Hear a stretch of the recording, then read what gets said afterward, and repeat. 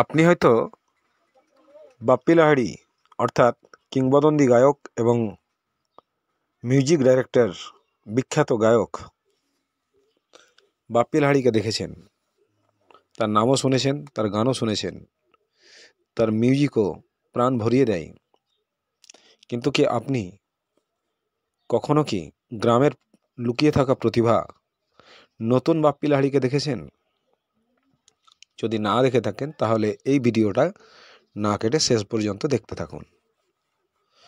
নাম গোলাম কিবরিয়া, পেশাগতভাবে ব্যান্ড পার্টিতে কাজ করছেন বিগত ৩৫ বছর ধরে। তিনি একজন স্যাক্সোফোন শিল্পী, মাঝে মাঝে ফ্লুটও বাজান এবং কর্নাট বাঁশিও বাজান। অর্থাৎ তার গানের সুর খুব সুন্দর এবং তার স্যাক্সোফোনের সুরও খুব সুন্দর।